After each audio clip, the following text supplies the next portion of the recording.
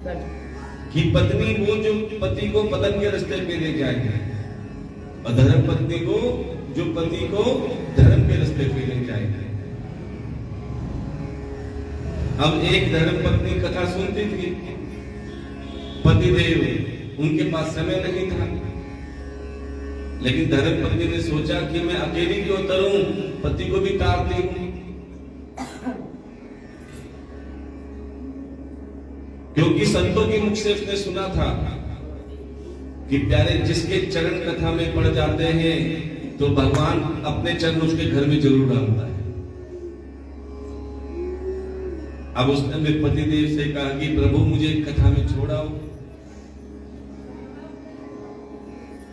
अब उन्होंने आनाकानी करी, लेकिन फिर भी कहते हैं कि अगर धर्मपत्नी जिद पे आ जाए तो पति को धर्म के रास्ते पर ले जाकर छोड़ती है। बोले कोई बात नहीं, बस छोड़ के आ जाना, मैं अपने आप जाऊंगी। अब प्यारे पतिदेव बेमन से चल कोई बात नहीं, चलते हैं।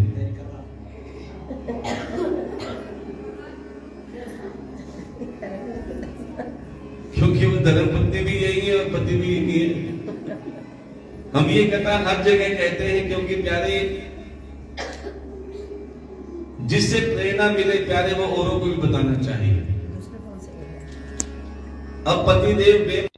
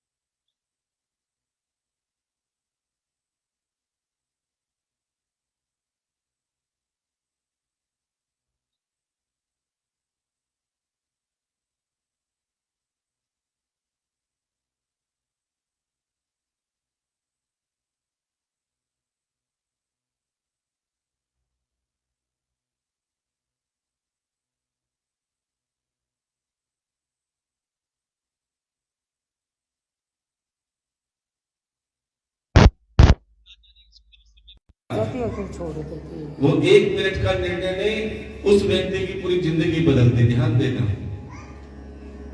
उसके बाद तो वो रोज कहते कि चलो मैं चलूंगा साथ। और प्यारे कथा का ऐसा प्रभाव पड़ा, ऐसा प्रभाव पड़ा कि प्यारे उस व्यक्ति का जीवन बदल गया। और हम बार बार कहते हैं कि भगवान किसी को आसानी से नहीं मिलते, किसी को ऐसे ही नहीं मिलते, लेकिन जिसको मिल जाते हैं ना फिर वो किसी से नहीं मिलते। उनको कथा में इतना आनंद, इतना रस आता है प्यारे, वो सब कुछ छोड़कर वो कथा के बन जाते हैं, वो गोविंद के बन जाते हैं। और ठाकुर भी कहते हैं तू 1 कदम मेरी तरफ आ तो सही, मैं 4 कदम तेरी तरफ आने को तैयार हूं। तेरे हर काम मैं करूंगा, केवल तू अपना जीवन सेवा में बिता, संतों की सेवा में बिता, गुणगान में बिता। और ऐसे कई भक्त हैं जिनका जीवन बदल गया, जिनका स्वभाव बदल गया, और जिन पर मेरे गोविंद की ऐसी कृपा हुई कि प्यारे रंग से राजा बन गए। क्योंकि ये दरबार ऐसे दरबार नहीं है, ये मेरे ठाकुर का दरबार है, और ऐसे दिलदार कन्हैया का दरबार है जो एक बार उसकी शरण में आ जाता है, मेरा ठाकुर कहां से कहां पहुंचा देता है। तो आइए बड़े भाव से, जो जीवन बदलना चाहता है या जिसका जीवन बदल गया, वो एक बार अपने मुख को पवित्र करते हुए यही कहेंगे,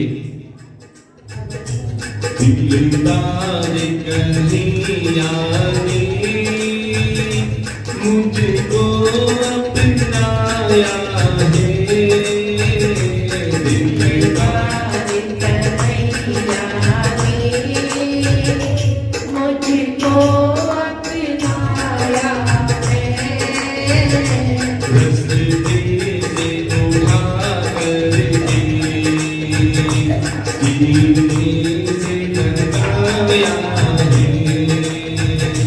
Let's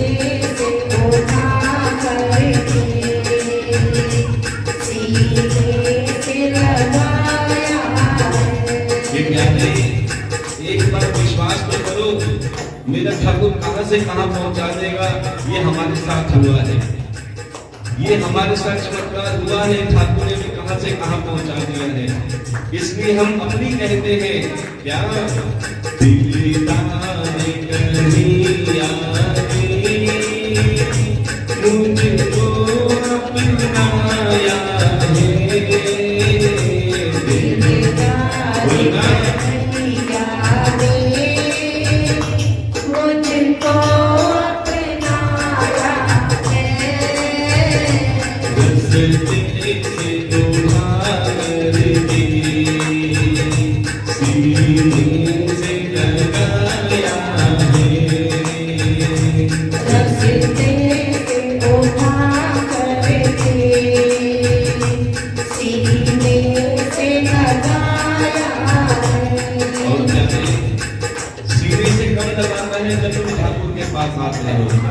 और ठाकुर के पास कब आते हो, जब तुम्हारे संकल्प जागृत होते हैं।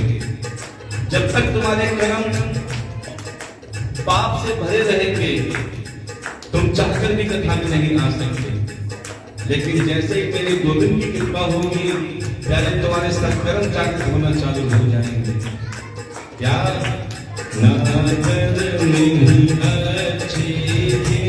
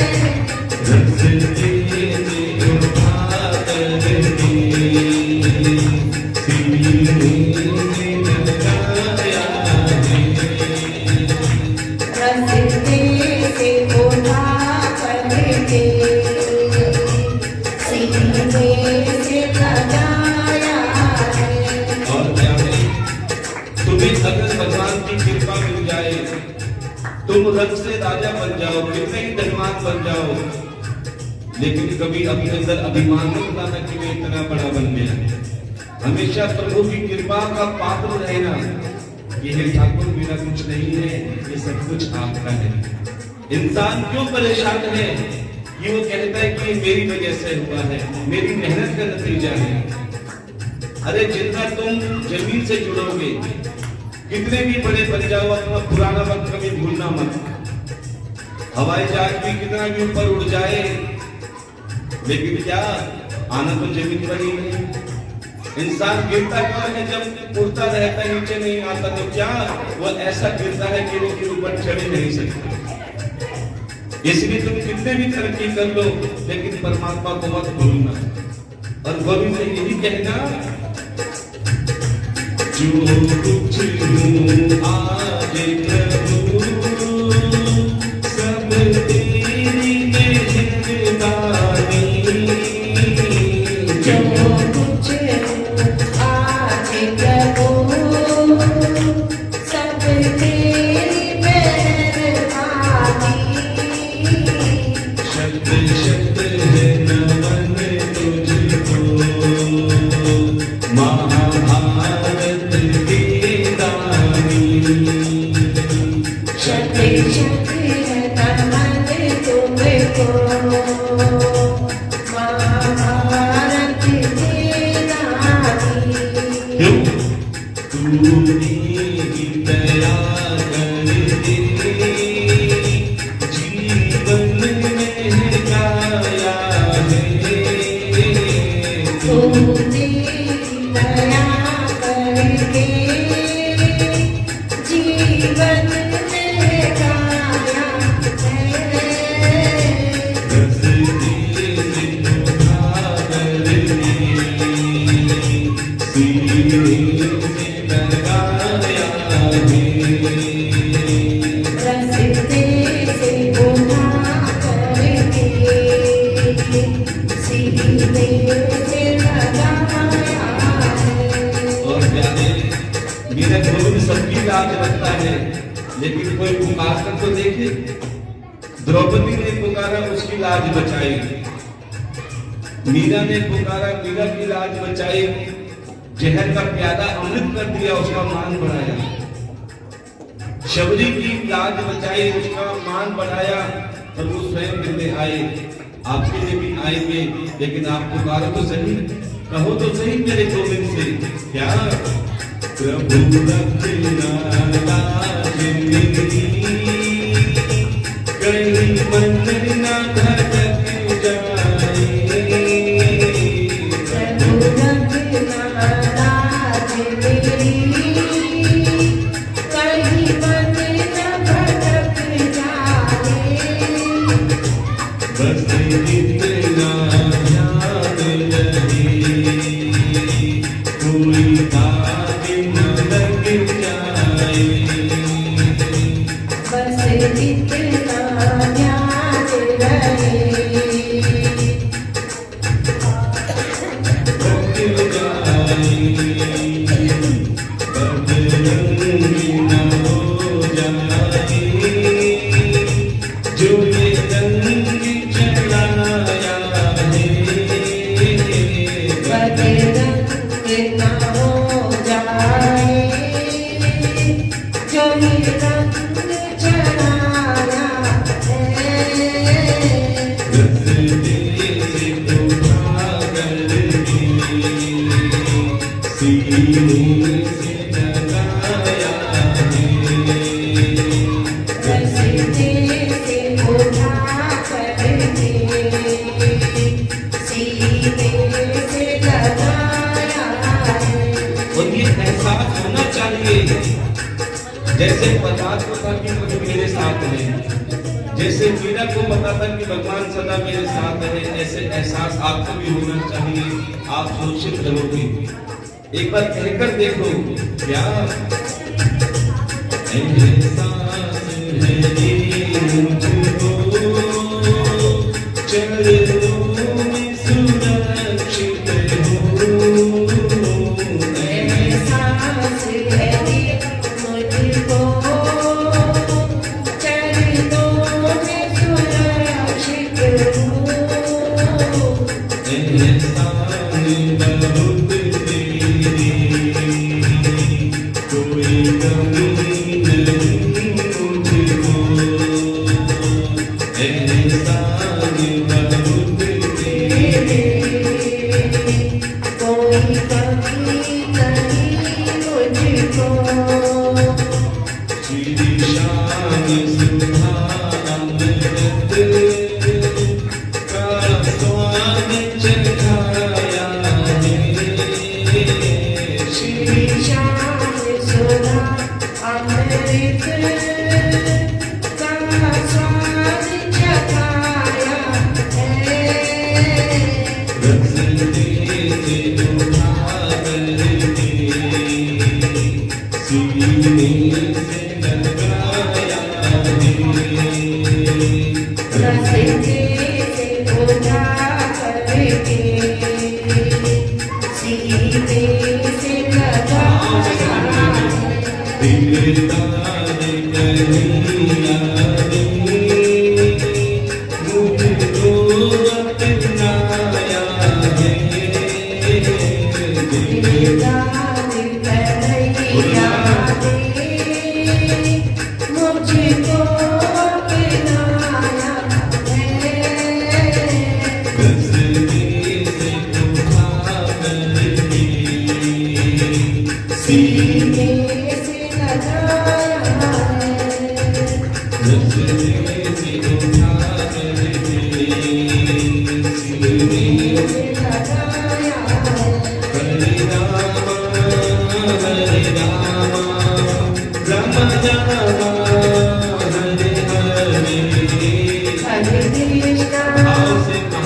Krishna, तालियों के Krishna साथ Krishna, Hare Hare, हरे Rama Ram Ram Hare Hare Hare Krishna, Hare Krishna, Krishna Krishna, Hare Hare, हरे Rama Ram Ram Hare Hare Hare Rama, Hare Rama, Rama Rama, Hare Hare, हरे Krishna Krishna Krishna Hare Hare Hare Krishna, Hare Krishna, Krishna Krishna, Hare Hare, Hari बोल हरि बोल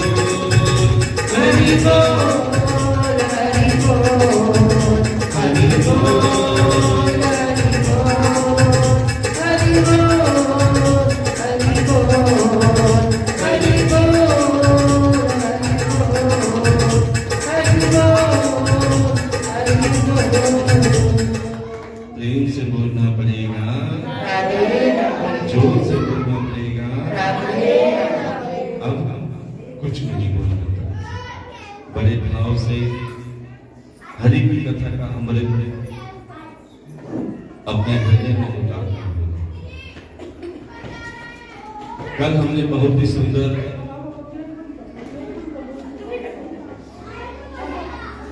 भागवत कथा का अर्थ समझा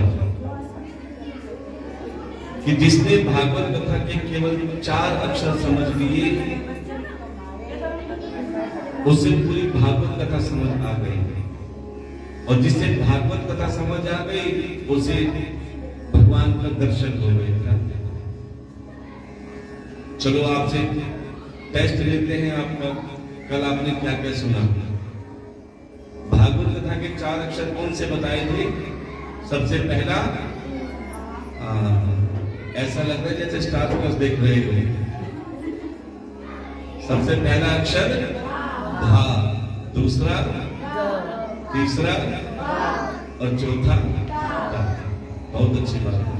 केवल 4 अक्षर समझने हैं, और जिसने 4 अक्षर का 4 रहस्य समझ लिए, भा से भक्ति, ग से व से वैराग्य और ता से तुरंत मुक्ति। तो प्यारे, तुरंत मुक्ति का मतलब क्या है? जैसे राजा परीक्षित की 4 दिन में मुक्ति हो गई थी, अभी कथा में बताया जाएगा कि जरूरी नहीं कि मृत्यु होने के बाद मुक्ति मिलेगी, क्योंकि जिसकी इच्छाएं अधूरी रहती है ना, उसकी कभी मुक्ति नहीं होती। ध्यान देना।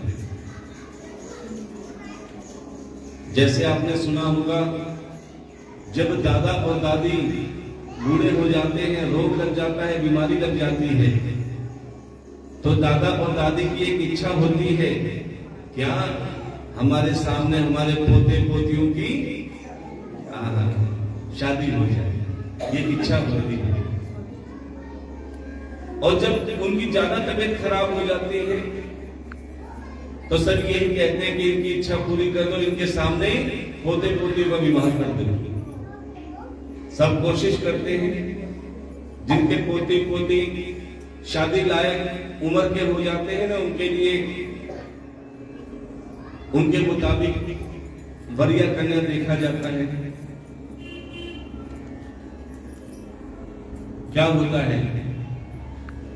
सगाई हो गई, शादी की तारीख निश्चित हो गई, कार्ड बंटने चालू हो गए, सब काम जल्दी जल्दी करते हैं कि इनके सामने विवाह हो जाए, क्योंकि इनकी इच्छा है। लेकिन क्या होता है, शादी से 1-2 दिन पहले वो गोविंदा नमो नमः हो जाते हैं। क्या उनके सामने इच्छा तो बहुत थी कि मेरे सामने ये कार्य हो, वो कार्य हो, लेकिन इच्छा अधूरी रह गई। इसका मतलब मुक्ति नहीं हुई, क्योंकि इच्छा अधूरी रह गई। ऐसे हमने देखे हैं, सारी जिंदगी टूटे फूटे मकान में रहे, ध्यान देना, पूरी जिंदगी संघर्ष करते रहे, प्लस्तर भी नहीं करवा पाए, लेकिन एक इच्छा थी कि काश मैं इस लायक बन जाऊं कि मैं अपने मकान को 4 मंजिल बना दूं।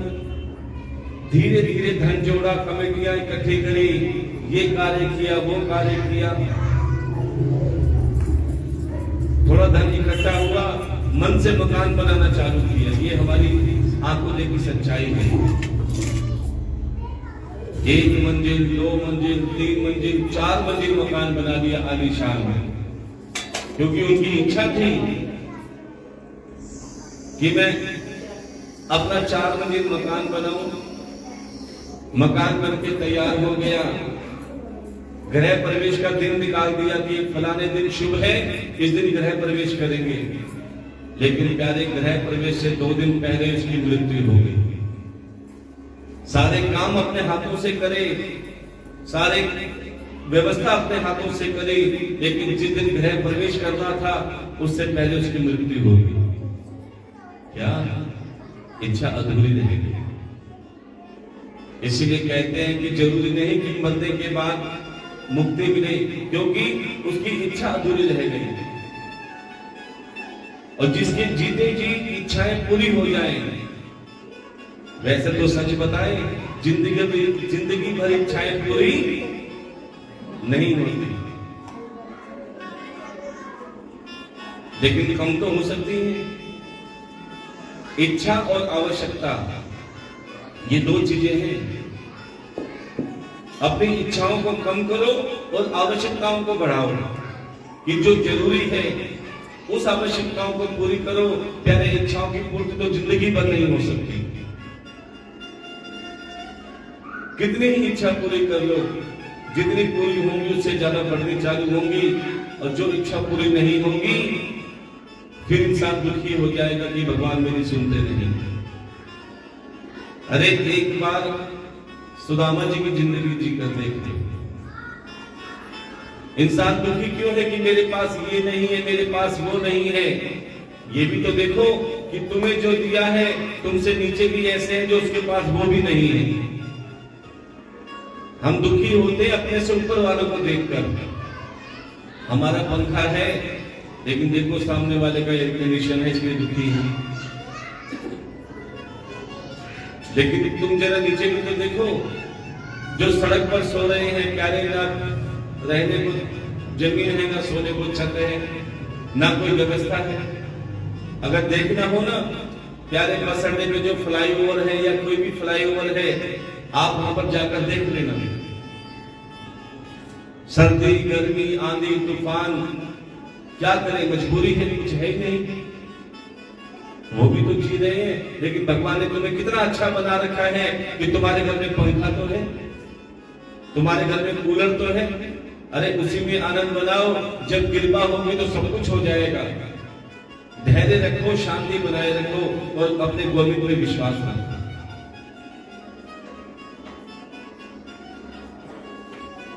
ये सुख धन दौलत में नहीं है। तुम सोचो कि हम करोड़पति बन जाए तो सुखी हो जाएंगे। अरे करोड़पति तुमसे ज्यादा दुखी हैं, क्योंकि हमारे पास सब आते हैं, बड़े बड़े पैसे वाले आते हैं, फिर भी कहते हैं महाराज हम बहुत दुखी हैं। अरे तुम तो करोड़पति हो, तुम क्यों दुखी हो? बोले महाराज सच बताएं, हमारे घर में 2-2 टन के कई एसी हैं, घर में मोटे मोटे दल्लभ के गद्दे भी हैं, डाइनिंग सेट है, सोफा सेट है, लेकिन सबका दिमाग अपसेट है। गले में मोटी मोटी चैन तो है, लेकिन मन में चैन किसी के नहीं है। इसीलिए कहते हैं प्यारे कि गले में मोटी मोटी चैन भले ना हो, भगवान से कहो हे गोविंद, भले हमारे गले में मोटी मोटी चैनें ना हो, लेकिन मन में चैन जरूर हो। और जिसके मन में चैन होता है प्यारे, वो सबसे सुखी इंसान है। शास्त्रों में 4 सुख बताए गए हैं, शास्त्रों में 4 सुख बताए गए हैं। और ये चार सुख कौन से हैं? सबसे पहला सुख निरोगी काया है। अगर तुम्हारा शरीर सही है तो प्यारे तुम्हारे पास चाहे धन दौलत ना भी हो तो भी आनंद मनाओगे, अकेले रहकर भी खुश रहोगे, क्योंकि तुम्हारा शरीर स्वस्थ है, कोई बीमारी नहीं है। लेकिन प्यारे अगर शरीर में रोग लग गए, किसी को थायराइड, किसी को शुगर, किसी को बीपी, किसी को ना जाने 36 बीमारियां लेके बैठा है, फिर चाहे कितनी शादी पार्टी में चला जाए, कुछ खाने को नहीं खा सकता, पहनने को नहीं पहन सकता, चलने को चल नहीं सकता। अब चाहे जेब में कितनी ही धन दौलत हो, बैंक में कितनी ही धन दौलत रखी हो, किसी काम की नहीं, क्योंकि उसका आनंद नहीं ले पाएगा। ये पहला सुख बताया है निरोगी काया। और ये सुख कब मिलता है? जब तुम अपने तन से उसका सदुपयोग करते हो। तन का आपने पहले देखा होगा, जो बुजुर्ग माताएं बहनें हैं ना, जो 75-80 साल की से ऊपर की हैं, उनसे कभी पूछना तुम्हारी जवानी कैसे बीती? बोले सारी जिंदगी सर पे भरोटा लेकर काम किया है, कई कई किलोमीटर तक सर पे भरोटा लेकर चलते थे, कुएं से पानी खींचते थे, और सारा दिन कभी चक्की से कभी माम दस्ते से कुटाई होती थी मसालों की, अर्थात तन से कार्य करते थे। लेकिन आजकल क्या है, कुआं तो समाप्त हो गए, अब तो आरओ का बटन दबाते हैं, पानी भर लेते हैं, बैठे बैठे रिमोट से टीवी चला लेते हैं, खड़े होने की भी जरूरत नहीं, सारे काम आगे से आगे होते हैं, अर्थात शरीर से कोई काम नहीं होता। तो प्यारे जब शरीर से कोई कार्य नहीं होगा तो शरीर में बीमारी लगेगी, क्योंकि मशीन भी तभी अच्छी लगती है जब वो चलती रहे। जब कुछ समय तक उसको चलाना बंद कर दोगे तो क्या मशीन खराब होना चालू हो जाएगी। आपने हैंडपंप देखा है?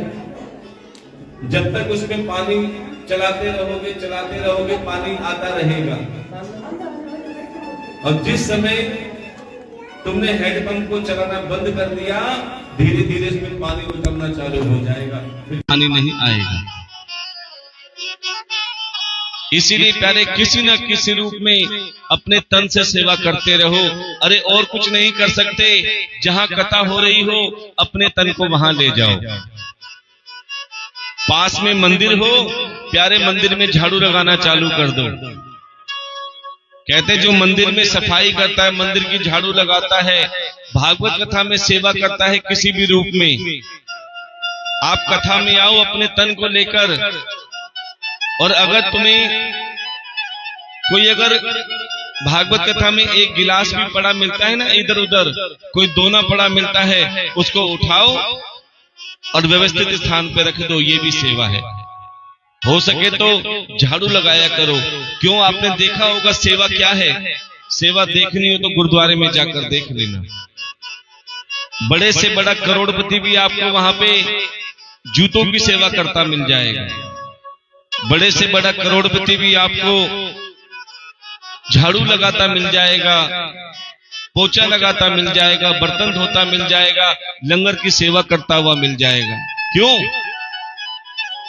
क्या जरूरत है उसको ये झाड़ू लगाने की, पोछा लगाने की, बर्तन धोने की, जूते की सेवा करने की? क्योंकि प्यारे उनको पता है कि सेवा का कितना बड़ा महत्व है। और सच बताएं, जितनी छोटी सेवा होगी उसका फल उतना बड़ा मिलेगा। इसीलिए सेवा करने में कभी भी शर्म मत करना कि हम ये सेवा क्यों करें, वो सेवा क्यों करें। अरे ये सोचो, ठाकुर जी ने हमें इस लायक बनाया है कि हम तन से सेवा कर रहे हैं, और जो अपने तन की सेवा करता है प्यारे, उसका शरीर हमेशा स्वस्थ रहता है, क्योंकि अपने शरीर को चला रहा है।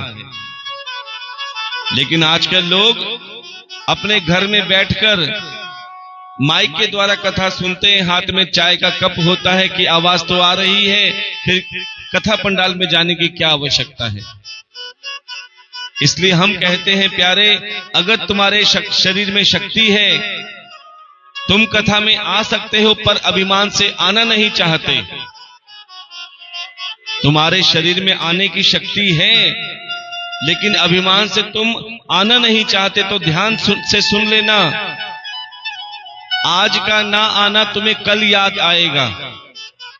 आज का ना आना तुम्हें कल याद आएगा। प्यारे, आगे ऐसा समय भी आ सकता है, वो आना भी चाहेगा तो आ नहीं पाएगा। इसलिए कहते हैं प्यारे, अपने तन से हमेशा सेवा करते रहो, क्योंकि तन सुखी तो सब सुखी।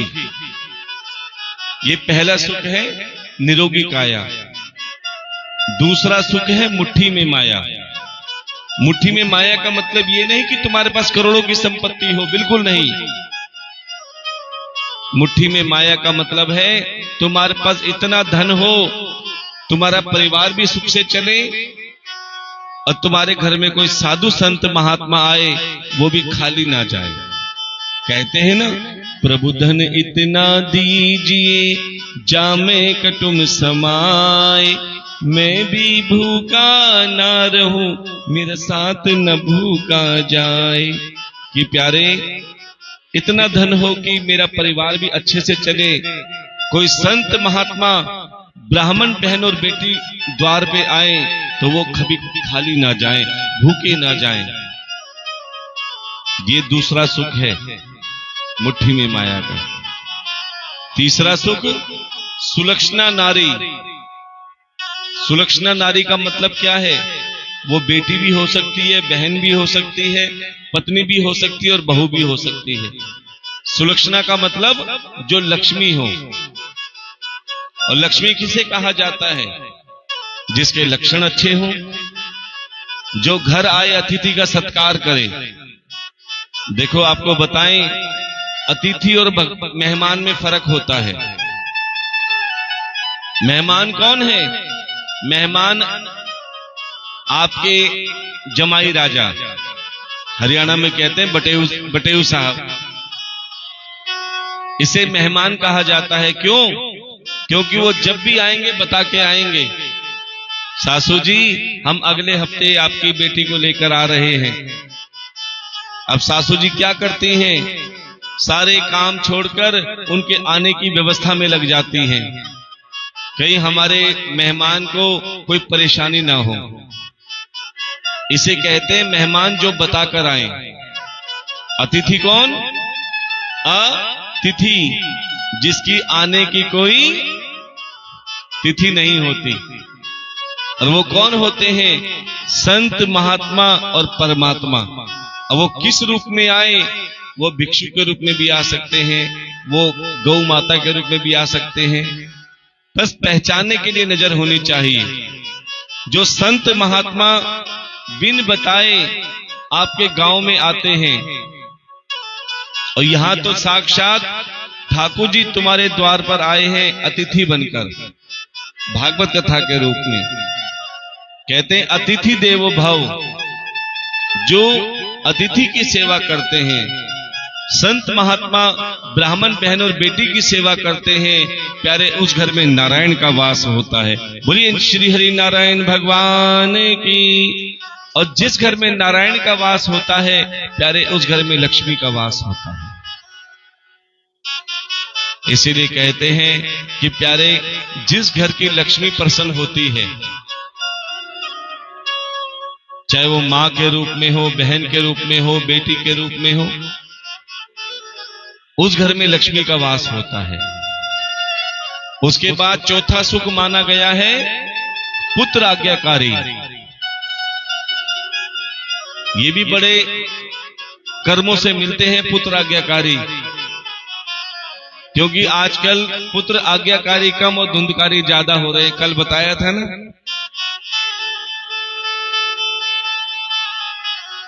कि माता पिता को अपमानित करते हैं, गाली गलौज करते हैं, कई तो यहां तक कि मारते पीटते भी हैं। कई तो माता पिता इसलिए दुखी हैं कि प्यारे हमारे 4-4 बेटे होने के बाद में भी हम सुखी नहीं हैं,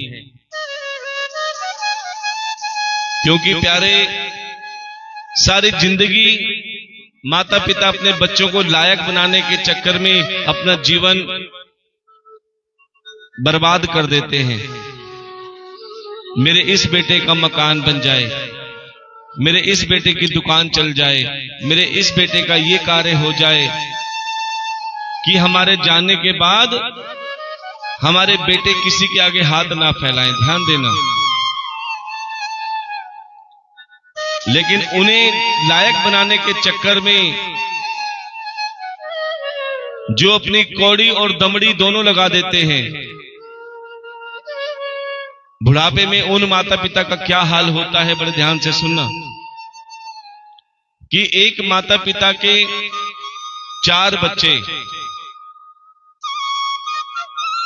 और माता पिता भी पूरे सूरे थे, चारों को नहीं पढ़ा पाए। 4 में से 3 को तो पढ़ा दिया और प्यारे एक को नहीं पढ़ा पाए, और जिसको नहीं पढ़ा पाए वो घर के कार्य करने लगा। कर्जा करके पढ़ाई लिखाई कराई, उन तीनों बेटों की नौकरी लगा दी, तीनों लायक बेटे बन गए। कई तो अपने मकान तक दांव पे लगाते थे। बड़े ध्यान से सुनना। हरियाणा में हम कथा करते हैं ना, आधे से ज्यादा हरियाणा के जो बच्चे हैं ना, कोई कनाडा में है, कोई न्यूजीलैंड में है, कोई कहीं है, कोई कहीं है। बोले महाराज 60 लाख रुपए लग गए, हमारे बेटे कनाडा में हैं। कोई कहता हमारे बेटे न्यूजीलैंड में हैं। बहुत लायक बच्चे हैं, 10 लाख रुपए महीना कमाते हैं। ध्यान देना। फिर हम उनसे कहते हैं तो 10 लाख रुपए महीना कमाते होंगे तो आपको तो अच्छे पैसे भेजते होंगे। बोले महाराज पैसे भेजना तो दूर, आना भी नसीब में नहीं होता उनका। ऐसे लायक बना दिए कि प्यारे वो विदेश में जाके सेटल हो गए, शादी भी कर ली। आज ये हाल है, अगर आज हम मर भी जाएं तो प्यारे हमारे बेटे हमारे अंतिम संस्कार में भी नहीं आएंगे। ऐसे लायक बेटे का क्या फायदा, जिसने अपना मकान दुकान सब गिरवी करके उनको विदेश भेज दिया। अरे विदेश में 10 लाख रुपए कमाने से अच्छा है अगर बेटा घर में 20,000 रुपए भी कमाता है ना, तो आंखों के सामने रहता है। चाहे लड़ता है झगड़ता है, लेकिन कम से कम माता पिता के आगे तो रहता है। अब प्यारे उस माता पिता ने 3 बेटे तो लायक बना दिए, तीनों की नौकरी लग गई बहुत अच्छे से। एक वकील बन गया, एक डॉक्टर बन गया और एक बहुत बड़ा बिजनेसमैन बन गया। अब उसी हिसाब से माता पिता ने उन तीनों के लिए बहू भी ढूंढ ली और प्यारे बहू भी नौकरी वाली मिल गई। अब तीनों बेटे भी लायक और बहू भी लायक। अब जो चौथा बेटा था वो पढ़ नहीं पाया, वो सबके काम भी करता था और सबके ताने भी सुनता था। बड़े ध्यान से सुनना। जो नालायक बेटा, उसको सब क्या कहते थे, तू बिल्कुल निकम्मा है, तू बिल्कुल नालायक है, तू किसी काम का नहीं है, तू हमारे बराबर का थोड़ा है। देखो हमारी भी नौकरी भी लग गई, हम लायक बन गए। उस नालायक बेटे से सारे काम करवाते, लेकिन फिर भी नालायक नालायक कहते। वो चुपचाप सबकी सेवा भी करता, काम भी करता, लेकिन फिर भी सबकी सुनता। तीनों लायक बेटों के अपने अपने मकान थे और जो नालायक बेटा था उसे भैंसों के तबेले में छोड़ दिया कि सुबह उठ के दूध निकाल के हम सबको देगा। वो उसमें भी राजी था क्योंकि वो नालायक था। उसकी हालत देख के माता पिता को तरस आता था, लेकिन फिर भी कहते थे ना जाने कौन सा कर्म है जो ये इनकी सेवा करने के बाद ताने भी सुन रहा है।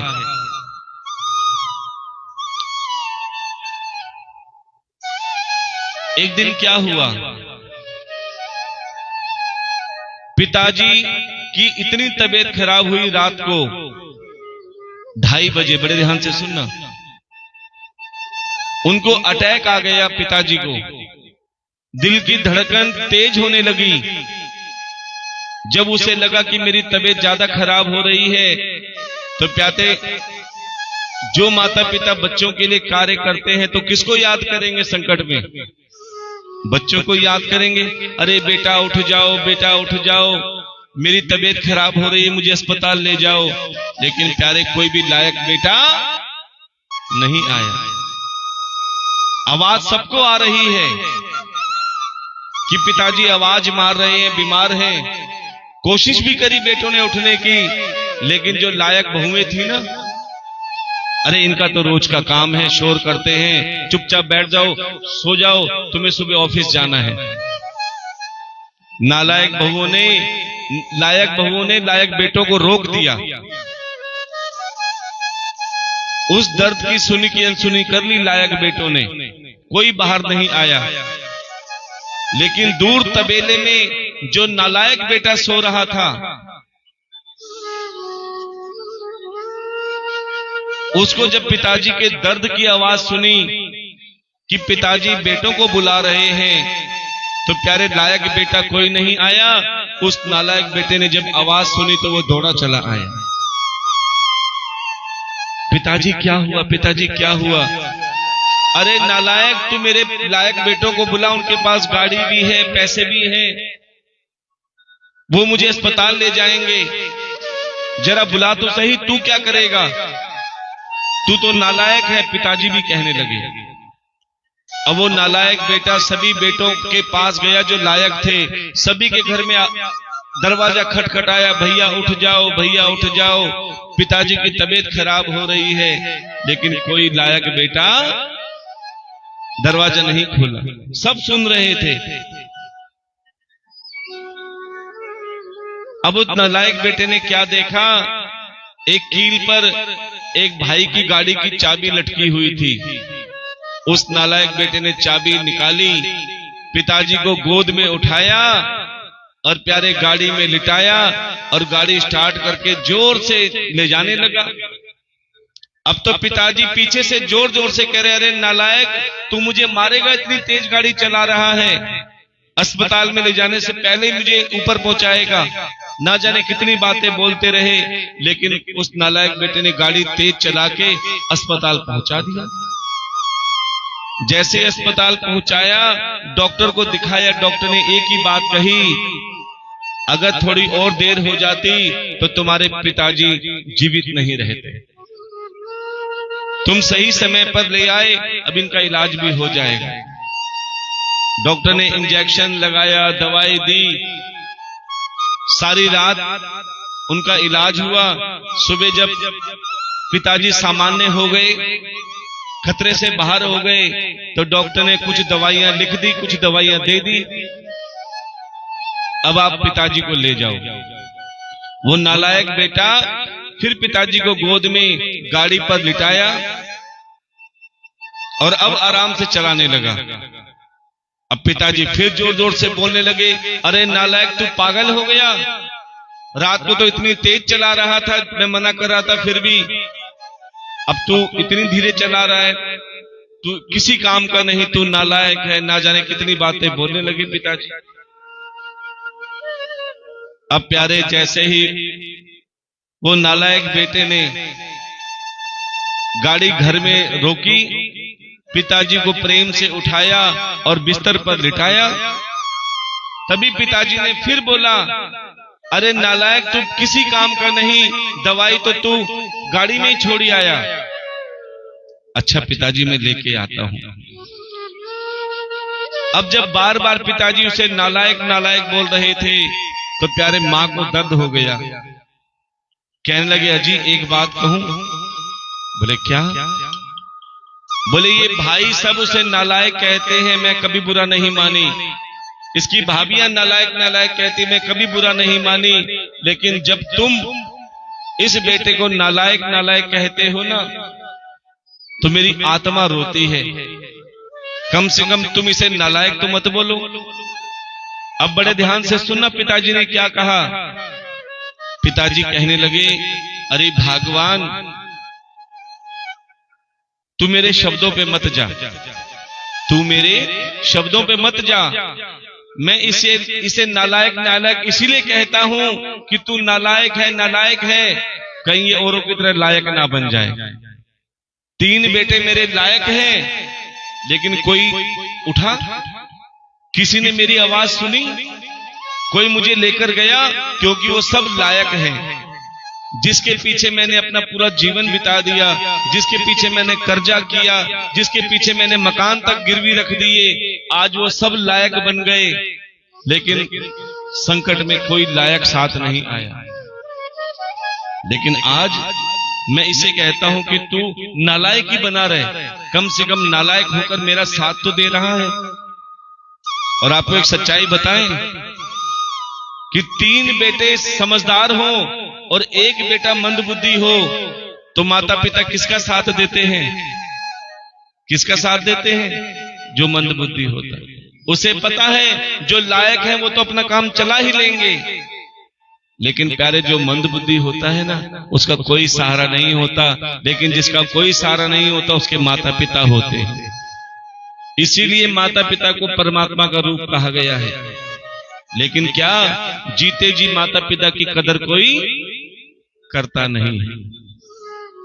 हाँ, मरने के बाद झूठे पकवान बांटेंगे, इमरतियां बांटेंगे, लड्डू बांटेंगे दुनिया को दिखाने के लिए, लेकिन जीते जी पानी भी नहीं पूछते।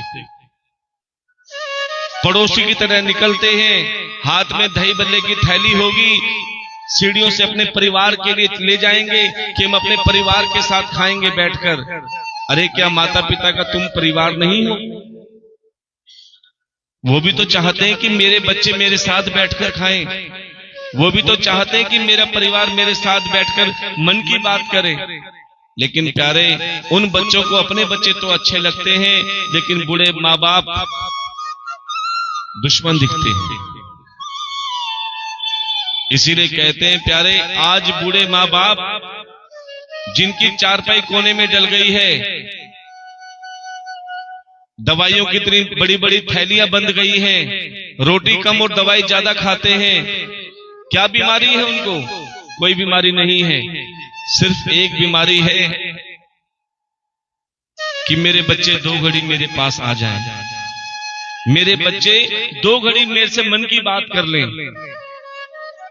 और प्यारे, जब बच्चे अपने माता पिता के पास आ जाते हैं ना, वो सारे दर्द भूल जाते हैं। लेकिन एक बात सत्य है, ये माता पिता कब समझ में आते हैं? जब वो संसार छोड़कर चले जाते हैं, क्योंकि जीते जी उनकी कदर तुमने नहीं करी। कब पता चलता है? जब तुम्हारे बच्चे तुम्हारी कदर नहीं करते। जब जैसे तुम अपने माता पिता का अपमान करते थे, उस समय तुम शेर बनते थे। आज जब हमारे बच्चे हमारे सामने शेर बनते हैं, हमारा अपमान करते हैं, तब आंखों में आंसू आ जाते हैं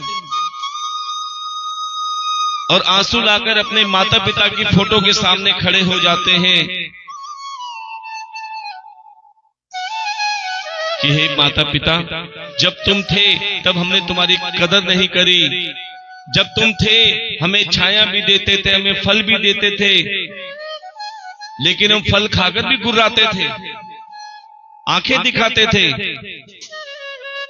आज वो रो रो कर माथा पटकते हैं और अपने माता पिता को याद करके क्या कहते हैं? बड़े ध्यान से सुनना,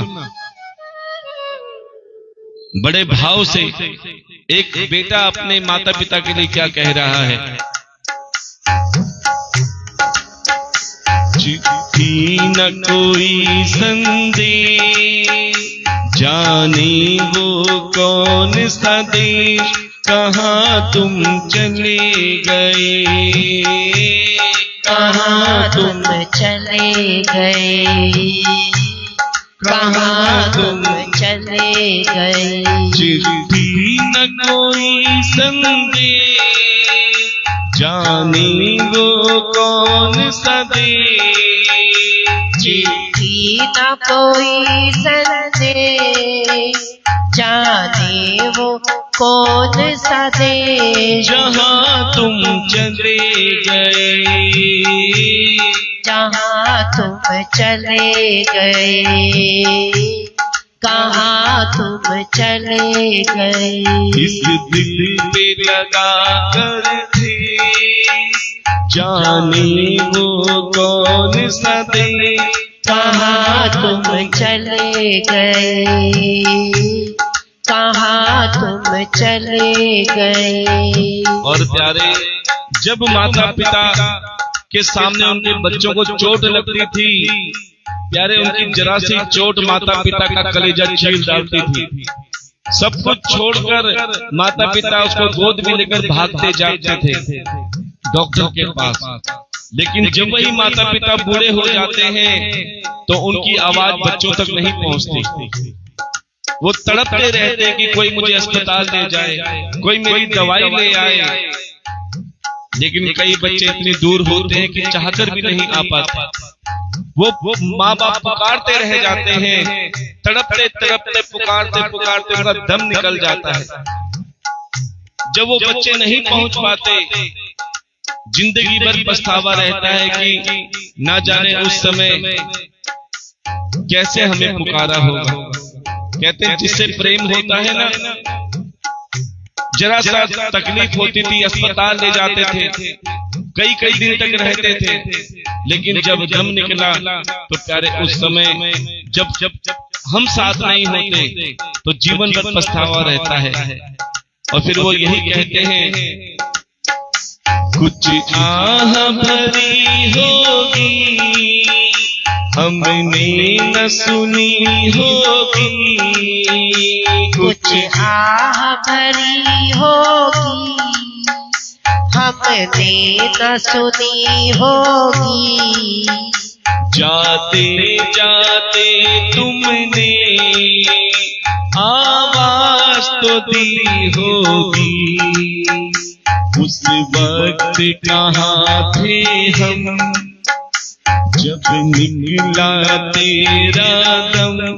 जहाँ तुम चले गए, कहाँ तुम चले गए। चिट्ठी न कोई संदेश, जाने वो कौन सा देश। चिट्ठी न कोई संदेश, जाने वो कौन सा देश। कहाँ तुम चले गए, कहाँ तुम चले गए, कहाँ तुम चले गए। इस दिल पे लगा कर थे, जाने वो कौन सा देश। कहाँ तुम चले गए, कहाँ तुम चले गए। कहाँ तुम चले गए, कहाँ तुम चले। इसीलिए कहते हैं प्यारे, जीते जी माता पिता की सेवा कर लो, भगवान की सेवा जरूरी नहीं है। कथा में हम बार बार कहते हैं, जरूरी नहीं कि भगवान की पूजा करने से माता पिता मिल जाएं। जरूरी नहीं भगवान की पूजा करने से माता पिता मिल जाए, लेकिन ये अवश्य होगा कि अगर माता पिता की सेवा करोगे तो भगवान तुम्हें जरूर मिल जाएंगे।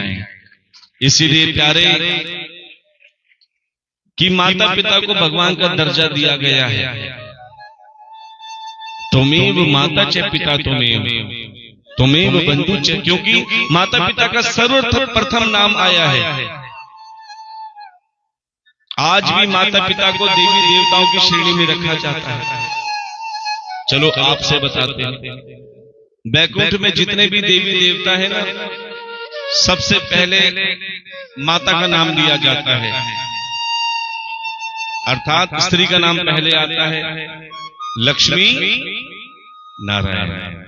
राधे श्याम या राधे कृष्णा, सीता राम, या कोई भी आप भगवान का नाम लोगे पहले स्त्री का नाम आता है, अर्थात महात्मा का नाम आता है। लेकिन संसार में पृथ्वी पर जितने भी रिश्ते हैं ना, यहां उल्टा है। क्या कहते हैं? चाचा, कोई तो नहीं कहता ना चाची चाचा, लिखा क्या जाता है? चाचा चाची, दादा दादी, मामा मामी, नाना नानी, जो भी है। लेकिन एक रिश्ता आज भी ऐसा है जो वैकुंठ की श्रेणी में आता है। कभी नहीं कहते कि पिता माता, क्या कहते हैं? माता पिता। इसीलिए क्यों कहा जाता है? क्योंकि आज भी वो भगवान के दर्जे पर है। इसीलिए कहते हैं प्यारे कि जीते जी सेवा कर लो।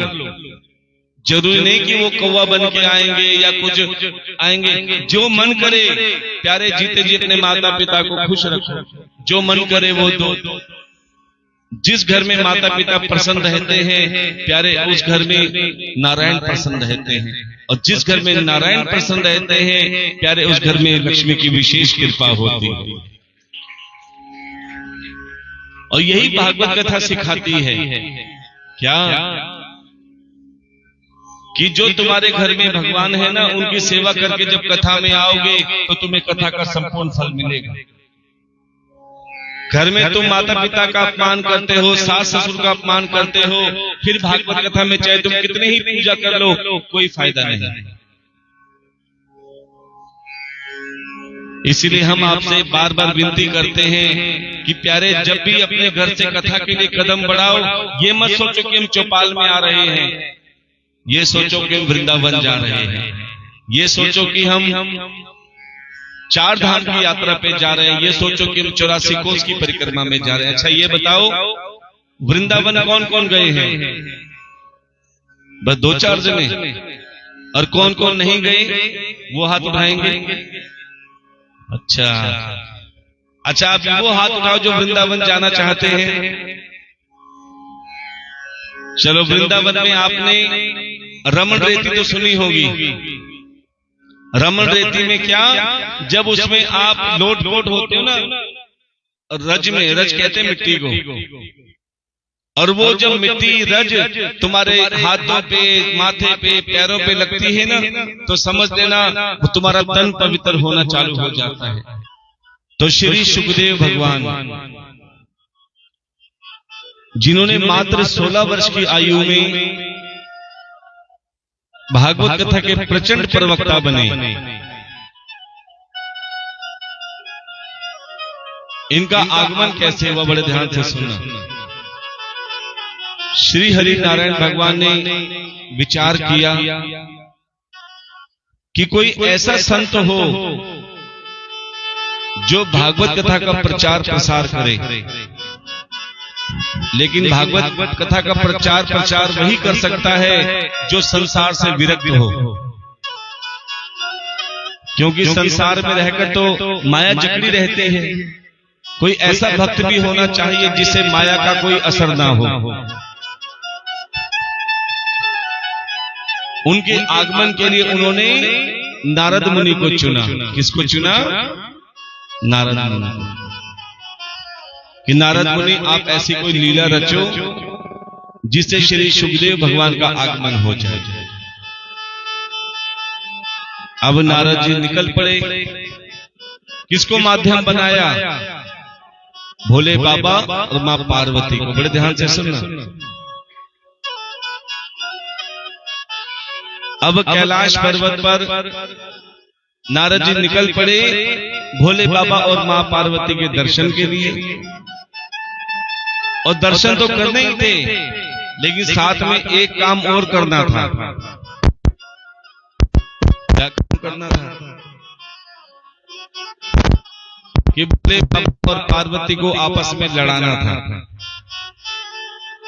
क्योंकि एक काम में नारद जी बहुत निपुण हैं। एक काम नारद जी बहुत अच्छा करते हैं। क्या? कि प्यारे वो किसी से लड़ते नहीं हैं। देखो ये सबसे अच्छी बात है। वो किसी से नहीं लड़ते, लेकिन उसका बहुत अच्छा काम क्या है कि वो आपस में लड़ाते हैं। वो खुद नहीं लड़ते, उनका काम है लड़ाना। आपने देखा होगा आज भी कई ऐसे पड़ोसी होते हैं जो आपकी चाय पीते हैं तो दूसरे की बुराई करते हैं, उसके घर चाय पीते हैं तो आपकी बुराई करते हैं, और जब दोनों की आपस में लड़ाई होती है तो बड़े प्रसन्न होते हैं कि मेरा काम, कहते ना उसे कि तू तो पूरा नारद मुनि है। अब नारद जी गए कैलाश पर्वत। जैसे कैलाश पर्वत गए तो क्या देखा, भोले बाबा और पार्वती जी बड़े प्रसन्न मुद्रा में। बोले देखो इतने प्रसन्न है, इनमें आपस में झगड़ा कैसे कराऊं? बोले चलो कोशिश करता हूं। जैसे भोले बाबा को कोई काम याद आया, वो बाहर आए, नारद जी को देखा, नारद जी से कहा, नारद जी आपका आगमन कैसे हुआ? बोले भोले बाबा आपके दर्शन पाकर मैं तृप्त हो गया, अब सोच रहा हूं थोड़े मैया के दर्शन भी कर लूं। भोले बाबा भी समझ गए कि जहां नारद जी का आगमन हो जाता है शाम का खाना भी नसीब नहीं होता। ऐसी लीला रच देते हैं। कोई बात नहीं, जाओ नारद जी अंदर। जैसे ही पार्वती मैया के पास गए, पार्वती मैया ने भी कहा, नारद जी कैसे आना हुआ? नारद जी कहने लगे, मैया पहले तो ये बताओ आप इतनी प्रसन्न कैसे रहती हो, इतनी खुश कैसे रहती हो? देखो प्रसन्न रहने में भी परेशानी, और आपको एक सच्चाई बताएं, चाहे दुख हो या सुख हो हमेशा खुश रहो, क्योंकि सुख में तो अधिकतर लोग खुश होते हैं, लेकिन दुख में क्यों रोते हैं? चलो आपसे पूछते हैं, दुख से छुटकारा कौन कौन पाना चाहता है? जरा हाथ उठाएंगे।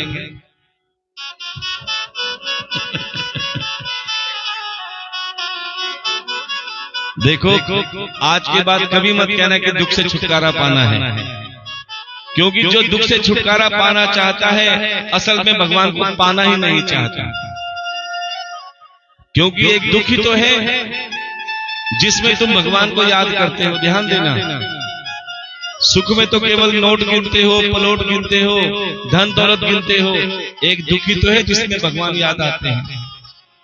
इसलिए भगवान से कहो कि हे गोविंद समय समय पर हमें दुख भी देना, क्योंकि दुख नहीं आएंगे तो सुख का पता कैसे होगा? बुराई नहीं होगी तो अच्छाई का पता कैसे लगेगा? इसीलिए भगवान ने सुख और दुख दोनों बनाए हैं, अच्छाई बुराई बनाई है, दिन रात बनाए हैं, अंधेरा उजाला बनाया है, जिससे तुम्हें जीवन में चलने का एक सारांश और जीवन में जीने का आनंद पता चले। एक बार कन्हैया बहुत प्रसन्न थे, इतने खुश थे, इतने खुश थे। मां कुंती से कहा कि मां आज मैं बहुत प्रसन्न हूं, मांगो तुम्हारी जो इच्छा हो, मैं सब कुछ देने को तैयार हूं, आज मेरा बहुत मन प्रसन्न है। तब कुंती मां ने कहा, अरे कन्हैया तुम आज बहुत प्रसन्न हो? बोले हाँ। जो मांगूंगी वो दोगे? बोले बिल्कुल। तब कुंती मैया ने कहा, तो कन्हैया मुझे जीवन में इतने दुख देना, इतने दुख देना कि हर दुख में केवल तेरा ही नाम निकले, क्योंकि अगर सुख आ गया तो हो सकता है मैं तेरा नाम लेना भूल जाऊं। और अक्सर होता भी यही है, जब इंसान के पास ज्यादा धन दौलत आ जाती है, ज्यादा सुख साधन आ जाते हैं, ज्यादा ऐशो आराम में जीने लगता है ना, तो देने वाले को भूल जाता है, परमात्मा को भूल जाता है। इसीलिए दुख भी जरूरी है। अब प्यारे मैया ने कहा, पार्वती मैया ने कि मैं प्रसन्न क्यों ना हूं? देखो मैं कितनी सौभाग्यशाली हूं, जो मुझे भूत भावन भूतेश्वर काशी विश्वनाथ भगवान भोलेनाथ के रूप में पति के स्वरूप में मिले हैं। कितना प्रेम करते हैं मुझसे। अब नारद जी को मौका मिल गया लड़ाने का। बोले मैया तुमसे प्रेम नहीं करते। बोले क्यों? बोले जिनसे प्रेम करते हैं ना उससे कुछ छुपाते नहीं हैं। अब पार्वती मैया कहती है क्या छुपाया भोलेनाथ ने मुझसे? क्या छुपाया? बोले छोड़ो छोड़ो बाद में बताऊंगा। बोले बाद में नहीं, या तो बात छेड़ो मत, और छेड़ो तो पूरी बात बताओ, क्योंकि अधूरी बात हमेशा कलेश का कारण होती है। आधे कलेश तो अधूरी बात से ही होते हैं, आधी बात बताते हैं तो आधी छुपाते हैं। बोले मैया पूरी सुनना चाहती हो? बोले हाँ। बोले तो सुनो। भोले बाबा ने जो अपने गले में नरमुंडों की माला पहनी है, कभी बताया आपको किसकी है? पार्वती मैया मुस्कुराई, बोले अरे नारद जी मुझे सब कुछ पता है। ये मुंडमाला और किसी की नहीं, ये मेरी ही है। जब जब मेरी मृत्यु होती है मेरा मुंड काट के अपनी माला में जोड़ लेते हैं। देखो जन्म मृत्यु के बाद भी मुझे अपने से अलग नहीं करते। कितना प्रेम करते हैं। ये मेरी ही माला है मुंड की।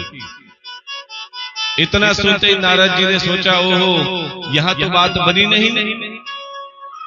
दूसरा पासा फेंका। बोले अरे मैया यही तो मैं समझाना चाहता हूं।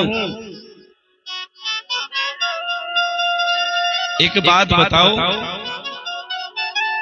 तुम्हारा हर बार जन्म हुआ, हर बार मृत्यु हुई? बोले हाँ। क्या भोले बाबा की मृत्यु कभी हुई? क्योंकि भोले बाबा तो अमर बने बैठे हैं और तुम्हें जन्म मृत्यु के चक्कर में लगा रखा है। अगर सच में तुमसे प्रेम करते तो जैसे वो अमर बने हैं तुम्हें भी अमर बना देते। इतना सुनते ही प्यारे पार्वती मैया को क्रोध आ गया। यहां पार्वती मैया को क्रोध आया। नारद जी ने कहा मेरा काम हो गया। नारद जी ने कहा मेरा काम हो गया, जिस काम के लिए आया था। बोले अच्छा मैया मैं चलता हूं, लेकिन ये भोले बाबा को मत बताना। जब तुम किसी से कहते हो ना किसी से कहिए मत, तो ज्यादा बताने का मन करता है। अब तो प्यारे जैसे ही नारद जी गए, सामने से भोले बाबा फिर सामने आ गए। बोले क्यों नारद जी मिल आए? बोले हाँ मिल भी आया और अपना काम भी कराया। जिस काम के लिए गया था वो काम कराया। अब आप जाओ। अब भोले बाबा अंदर गए तो क्या देखा? जिस पार्वती को राजी खुशी छोड़कर आए थे वो तो क्रोध में मुंह लाल करके बैठी। अरे पार्वती मैं तुझे राजी राजी छोड़कर गया था, क्या हुआ? बोले आप मुझसे प्रेम नहीं करते। अरे कल तक तो प्रेम करता था, आज क्या हुआ? बोले आज पता चला कि तुम मुझसे प्रेम नहीं करते। बोले किसने कहा? किसने कहा? नारद जी ने। क्या कहा? बोले तुम तो अमर बने बैठे हो और मुझे जन्म मृत्यु के चक्कर में लगा रखा है। अगर वाकई तुम मुझसे प्रेम करते हो तो जैसे तुम अमर बने हो मुझे भी अमर बना दो। इतना सुनते ही प्यारे भोले बाबा समझ गए कि नारद जी ने अपनी लीला रच दी। अच्छा पार्वती तुम्हें अमर बनना है? बोले हाँ। क्या करोगी अमर बनने के लिए? बोले सब कुछ करूंगी। बोले तुम्हें एकांत स्थान पे चलना पड़ेगा। बोले चलूंगी। तुम्हें अमर कथा सुननी पड़ेगी। बोले वो भी सुनूंगी। अच्छा आपको बताएं ये अमर कथा कौन सी अमर कथा है? ये कोई और अमर कथा नहीं, ये श्रीमद् भागवत कथा ही अमर कथा है। बोलिए श्रीमद् भागवत महापुराण की जय। और प्यारे ये अमर कथा आप सभी को इतनी सरलता से मिल रही है, सच बताएं ये देवताओं को भी दुर्लभ है। इंद्र भी तरस गए कथा सुनने के लिए, लेकिन राजा परीक्षित ने उसे कथा नहीं सुनने दी। लालच भी दिया कि तुम ये अमृत कलश ले लो। बोले मुझे कोई अमृत कलश नहीं चाहिए, मुझे तो भागवत कथा का अमृत चाहिए। और जिसे भागवत कथा का अमृत मिल जाता है प्यारे, उसके जीते जी भक्ति और मुक्ति दोनों प्राप्त हो जाती है। बोलिए श्री हरि नारायण भगवान की जय।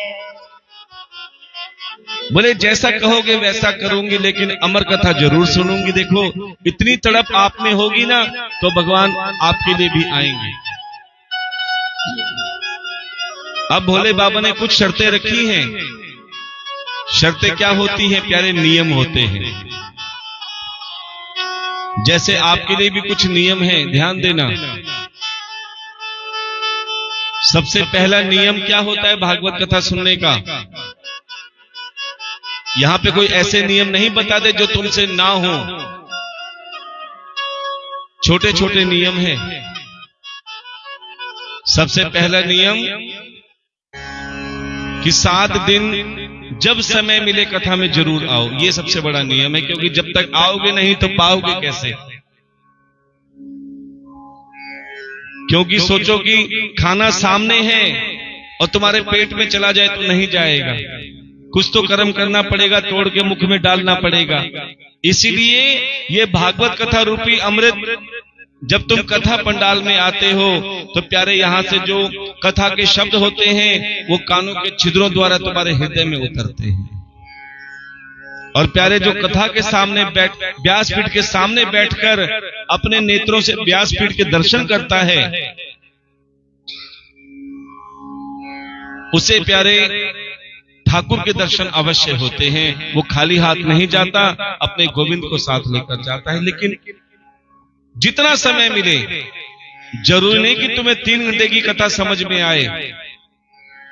कई कथा में होते हैं लेकिन मन कहीं और होता है, तो वो कथा में बैठकर भी नहीं बैठे।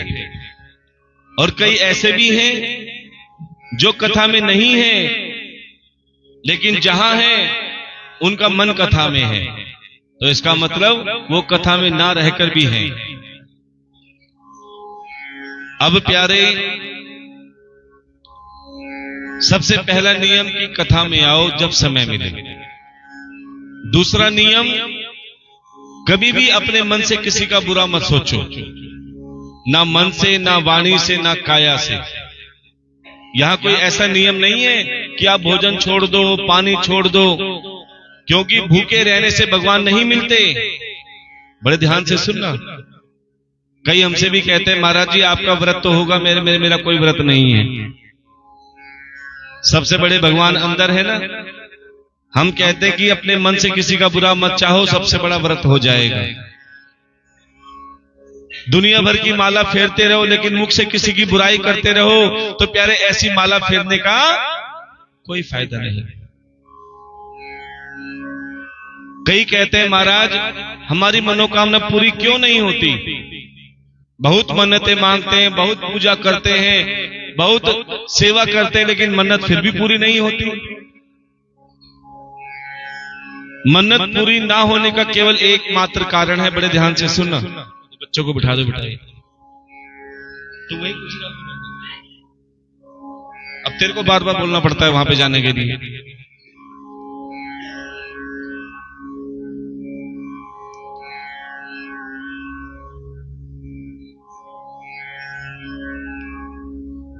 तो प्यारे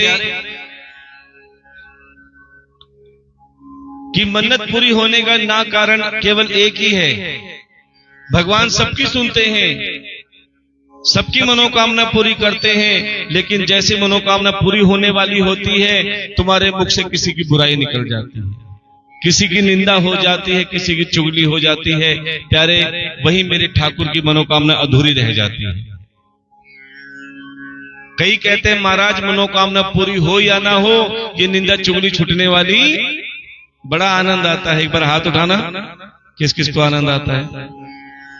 प्रेम से बोलना पड़ेगा। प्यारे उतना आनंद जब कथा में लेना चालू कर दोगे तो ऐसी कोई मनोकामना नहीं जो तुम्हारी अधूरी रह जाए। इसीलिए कथा को अपना मानो। जो कथा को अपना मानता है प्यारे भगवान उसे अपना मान लेते हैं कि हाँ ये मेरे लिए आया है। अब प्यारे भोले बाबा ने कहा देखो पार्वती, ये कोई साधारण कथा नहीं है, ये अमर कथा है।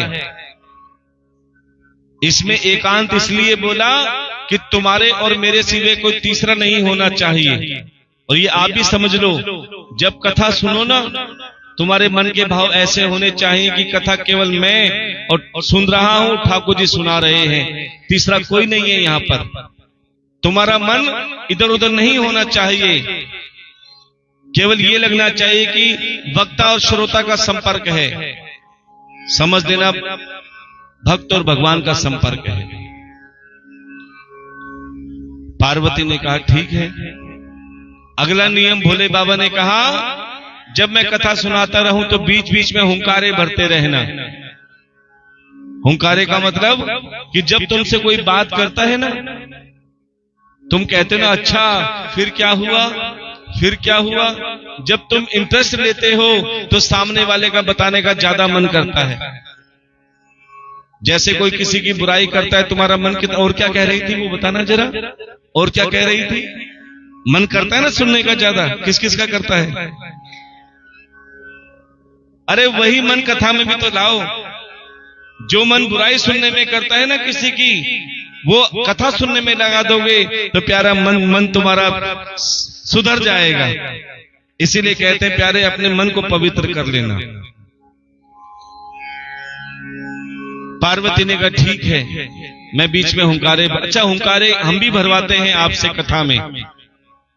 क्या प्रेम से बोलना पड़ेगा, राधे जोर से बोलना पड़ेगा। राधे राधे। ये कथा में हुंकारे क्यों भरवाते हैं आपसे पता है? क्योंकि कथा सुनते सुनते कईयों को उबासी आनी चालू हो जाती है, किसी को नींद आनी चालू हो जाती है। अच्छा, दो जनों का हमें पता ही नहीं लगता कि वो कथा सुन रहे हैं या सो रहे हैं। एक चश्मे वाली मैया का, अब चश्मा चमकता रहता है, अब आंखें बंद हो पता नहीं चलता। दूसरा घूंघट वाली मैया का, अब घूंघट कर रखा है, अब ये नहीं पता सो रही है या कथा सुन रही है। लेकिन ये उबासी आना, नींद आना, आपस में बातें करना या बार बार उठ के आना जाना, ये क्या है? ये प्यारे, इसमें तुम्हारा कसूर नहीं है, तुम्हारी गलती नहीं है। ये सिर्फ एक पाप है जो तुम्हें कथा नहीं सुनने दे रहे, कथा में विघ्न डाल रहे हैं। इसलिए प्यारे, अपने पापों को यही कहना, ठाकुर जी हम आपकी शरण में आ गए हैं, हम पापी हैं, अज्ञानी हैं, पतित हैं, लेकिन जैसे भी हैं तेरे हैं। जैसे तुम कांच को हीरा बना देते हो, किसी पत्थर को सोना बना देते हो, ऐसे ही हमारी भी सफाई कर देना। हमारे मन में जो मैल है, जो विषय विकार है, उसे दूर कर देना। और प्यारे, जो कथा सुनता है ना, उसके मन का मैल मेरा ठाकुर जरूर धो देता है। और ये मैं नहीं, आरती भी कहती है क्या, विषय विकार मिटाओ, पाप हरो देवा, स्वामी कष्ट हरो देवा, श्रद्धा भक्ति बढ़ाओ, श्रद्धा प्रेम बढ़ाओ, संतन की सेवा। जय जगदीश हरे। कि कथा सुनकर जिसके विषय विकार दूर हो जाएं। विषय विकार क्या है? जो मन में मैल भरा पड़ा है ना, कौन सा मैल? काम, क्रोध, लोभ, मोह, अहंकार, जिसके कारण इंसान परमात्मा के पास नहीं आता। काम क्या होता है? लालच। क्रोध तो आप जानते ही हो, सबके नाक पे बैठा हुआ है। तो इन पांचों की वजह से प्यारे, इंसान परमात्मा के पास आने में थोड़ा सा कतराता है। और इन्हीं पांचों की वजह से कथा पूरी नहीं सुन पाता, कोई ना कोई विघ्न आता रहता है। अब भोले बाबा ने कथा सुनानी आरंभ करी, बड़े ध्यान से सुनना। शुरू में तो पार्वती जी धड़ाधड़ हुंकारे भरती रही, अरे फिर क्या हुआ, फिर क्या हुआ, राधे राधे चलता रहा, बड़ा आनंद बरसा। लेकिन जैसे ही भोले बाबा भागवत कथा में महाराष्ट्र में पहुंचे, धीरे धीरे धीरे धीरे पार्वती जी को नींद आनी चालू हो गई। लेकिन भोले बाबा कथा सुनाए जा रहे हैं, सुनाए जा रहे हैं। देखो एक जगह हम भी कथा सुना रहे थे यही वाली, एक बूढ़ी मैया ने कहा, महाराज महाराज एक बात पूछूं? मैंने हाँ माता जी पूछो। बोले अभी थोड़ी देर पहले आप कह रहे थे जिसको कथा में नींद आए, जिसको उबासी आए, जिसका ध्यान भटके, उसके सिर पे पाप धरे हैं। तो पार्वती जी सो गई तो उन्होंने कौन से पाप किए हैं? आपने कहा कि भोले बाबा कथा सुना रहे और पार्वती जी सो गई, तो जरा हमें ये तो बताओ कि पार्वती जी ने कौन से पाप किए हैं। तो प्यारे संतों की वाणी है जिसे हम आपको बता रहे हैं कि पार्वती जी से एक नहीं अनेक पाप हुए हैं। कब? जब वो सती रूप में थी। बड़े ध्यान से सुनना, सती कहते हैं शंका को, हमेशा शंका में रहती थी और इसी शंका के कारण प्यारे वो अमर नहीं हो पाई। जिसने भगवान पे शंका करी, भगवान की लीलाओं पे शंका करी कि सती शंका है, तो ज्ञान कौन है? ज्ञान है गणेश जी। और ज्ञान कब आता है? जब भक्ति आती है। भक्ति कौन है? पार्वती, जिसने अपनी भक्ति के कारण भोले बाबा को अपना लिया। और भोले बाबा कौन है? परमात्मा। क्योंकि जब भक्ति जागृत होती है तो ज्ञान आता है, और भक्ति और ज्ञान मिल जाता है तो प्यारे परमात्मा से मिलन हो जाता है।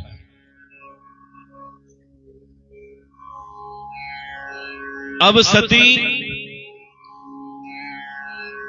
और जब भोले बाबा ध्यान में मगन थे, अपने इष्ट का ध्यान कर रहे थे और धीरे धीरे मुस्कुरा रहे थे, तो सती ने भोले बाबा की ओर देखा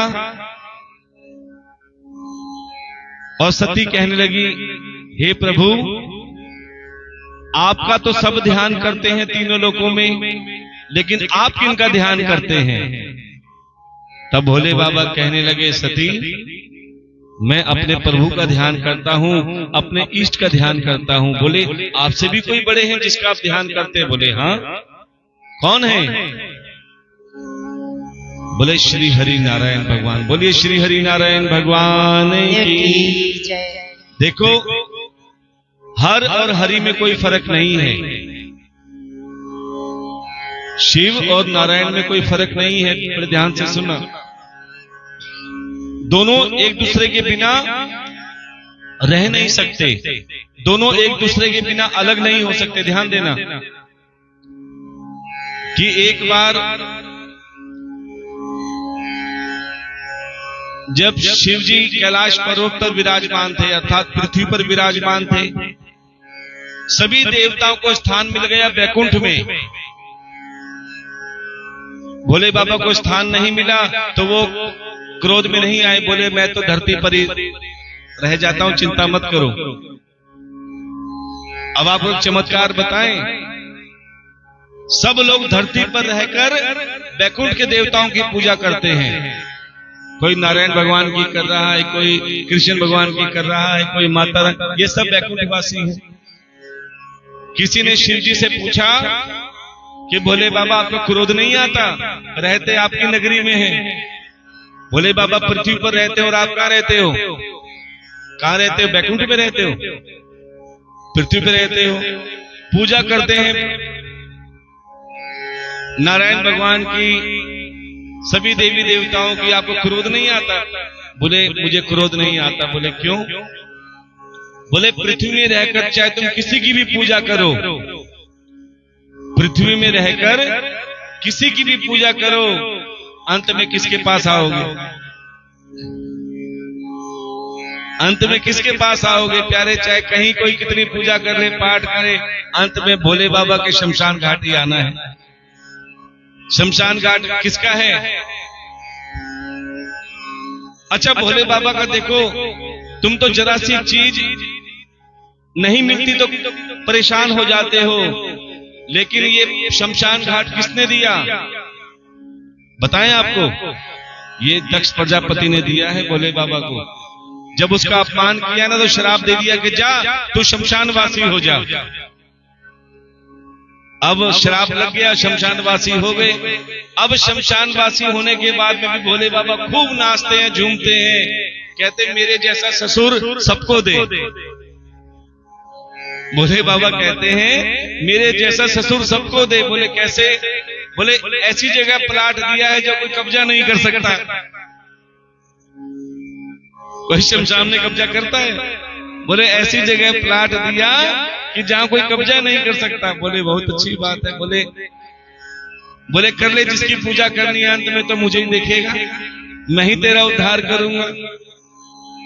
अब श्री हरि नारायण भगवान सोचने लगे, प्रभु बात तो सही कह रहे हो, मेरा भी मन करता है आपसे मिलने का, लेकिन मैंने सुना है पृथ्वी के हर कंकर में शंकर है। मैंने सुना है पृथ्वी के हर कंकर में शंकर है, लेकिन मैं आपके पास कैसे आऊं? मैं पृथ्वी पर पैर रखूंगा तो कंकर पर लगेगा और कंकर पे नहीं शंकर पे लगेगा, और तुम मेरे इष्ट हो तो मैं तुम पर पैर नहीं रख सकता, इसलिए आने में परेशानी होती है। कोई ऐसा साधन बना दो जो मैं तुम्हारे पास भी रहूं और कंकर पर पैर भी ना लगे। भोले बाबा बड़े प्रसन्न हुए, बोले तो हे प्रभु मैं तुम्हें एक ऐसी चीज बना देता हूं जो तुम्हें पैर भी रखने को नहीं मिलेगा और मेरे पास भी रहोगे। बोले क्या? बोले मैं तुम्हें नाग बना देता हूं। नाग के पैर होते हैं और सीधा नाग देके शिव जी के गले में आके, आपने देखा होगा गले में जो नाग है ना शिव जी के, वो और कोई नहीं प्यारे, वो श्री हरि नारायण भगवान है। क्योंकि प्यारे शिव नारायण को देखकर मुस्कुराते हैं और नारायण शिव को देखकर मुस्कुराते हैं। अब यही सती कह रही है कि तुम किसका ध्यान करते हो? बोले मैं अपने इष्ट का, अपने प्रभु का ध्यान करता हूं। क्यों? समय आने पर मैं उन्हें याद करता हूं जब मुझ पर विपत्ति आती है। एक राक्षस था जिसका नाम था भस्मासुर। बड़े ध्यान से सुनना। भस्मासुर ने भोले बाबा का कठोर तप किया और भोले बाबा ने प्रसन्न होकर कहा कि भस्मासुर मैं तुम्हारी तपस्या से प्रसन्न हूं, मांगो क्या मांगते हो। बोले प्रभु मुझे ज्यादा कुछ नहीं चाहिए, बस इतना वरदान दे देना जिस पर मैं हाथ रखूं वो भस्म हो जाए। भोले बाबा ने बिना सोचे समझे बोल दिया तथास्तु। तथास्तु का मतलब होता है ऐसा ही हो। अब जैसे ही ये वरदान दिया भस्मासुर बड़ा खुश हुआ। ओहो, अब तो संसार में मेरे से शक्तिशाली कोई है ही नहीं, जिस पर मैं हाथ रखूंगा वो भस्म हो जाएगा। लेकिन भस्मासुर ने सोचा मैं ट्राई किस पर करूं पहले।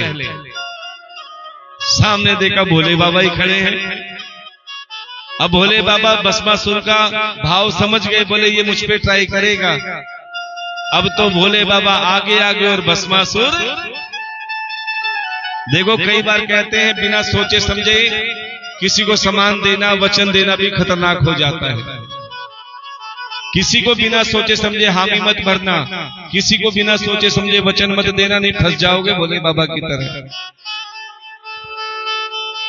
कई कहते हैं ना बस आज ही कर दूंगा काम, बस आज ही हो जाएगा। वो बिना सोचे समझे काम कभी नहीं होता, ध्यान देना। कोई भी कार्य करो सोच समझ के व्यवस्था बनाते हुए, वो कार्य तुम्हारा अवश्य पूरा होगा। जैसे ये भागवत कथा आप सबके व्यवस्था से हो रही है, ध्यान देना। ये भागवत कथा आप सबके सहयोग से हो रही है।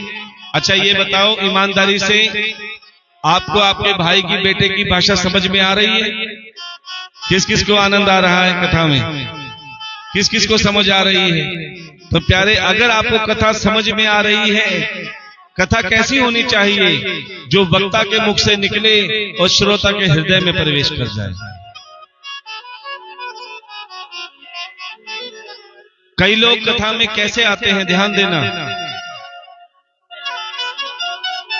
एक सासू जी रोज कथा में जाती थी, बड़े ध्यान से सुनना।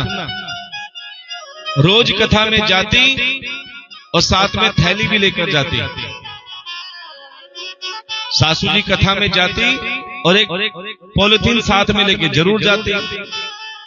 अब कथा में ध्यान तो होता नहीं, ये देखती आज क्या क्या आया है प्रसाद में। अब क्या होता था, जैसे ही वो प्रसाद लेके घर जाती, बहू रानी पूछती, अरे सासू जी कथा में क्या हुआ आज, क्या बताया? बोले बताने का पता नहीं, लेकिन प्रसाद आज कम मिला है। कल तो 2 केले 2 सेब 2 ये मिले थे, आज कम चीजें। लोग क्या प्रसाद के लिए ज्यादा आते हैं, बड़े ध्यान से सुनना। 6 बजे कथा समाप्त होती है तो 5:30 बजे आते हैं कि चलो प्रसाद का टाइम है, अब तो चलते हैं। अरे ये प्रसाद तो समाप्त हो जाएगा, लेकिन अगर कथा का प्रसाद ग्रहण कर लिया। सबसे पहले आपको बताते हैं प्रसाद का अर्थ क्या होता है। किसी को पता है प्रसाद का अर्थ? चलो मैं बताता हूं, मेरे पीछे पीछे बोलना।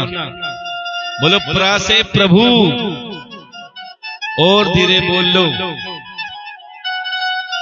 बोलो प्रा से प्रभु, सा से साक्षात और द से दर्शन।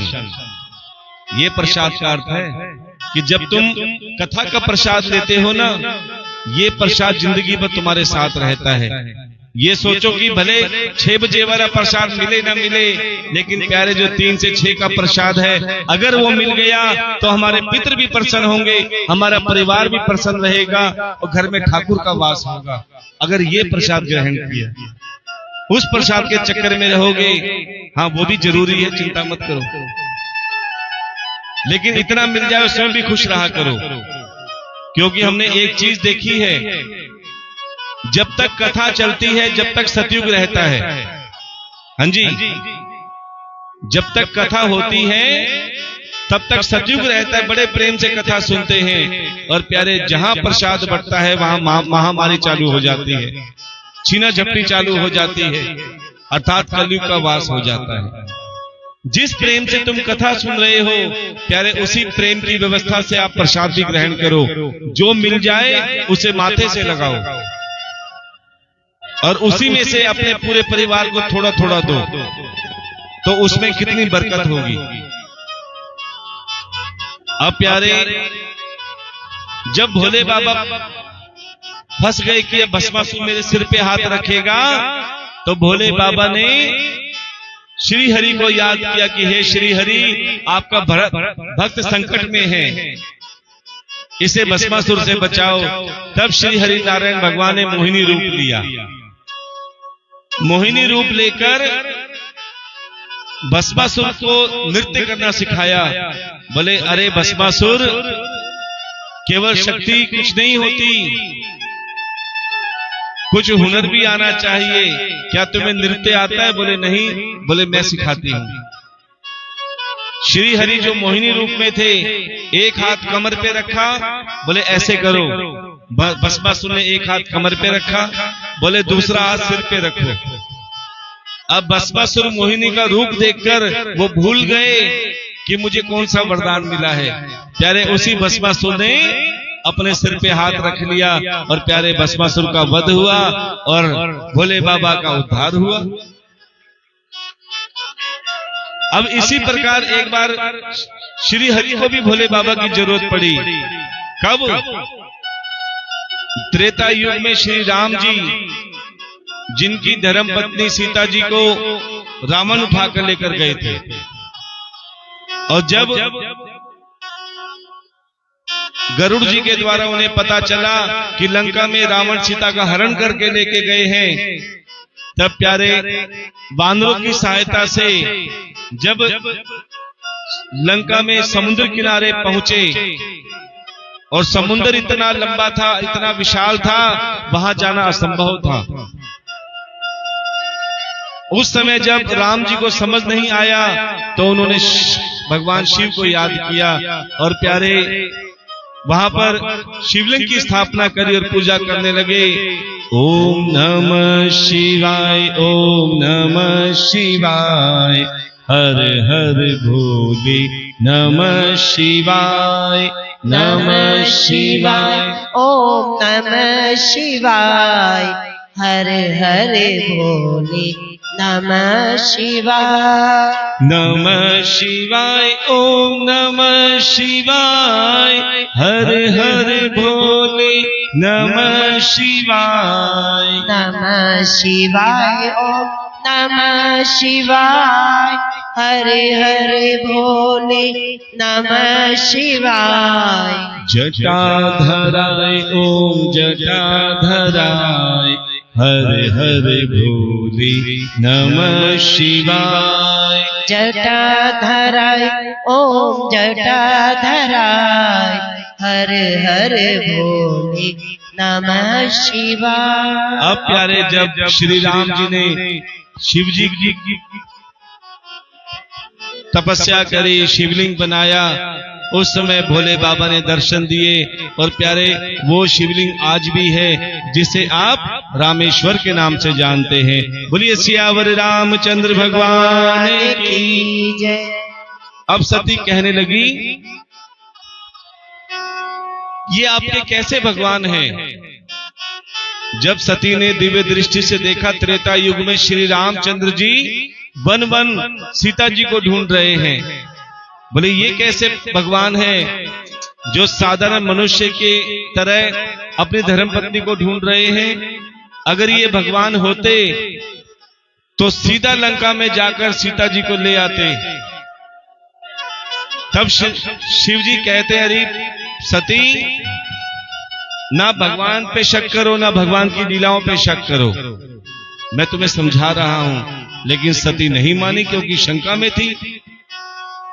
ये दो पाप किए, भगवान की लीलाओं पे शंका करी, ये पहला पाप, फिर भगवान पे शंका करी।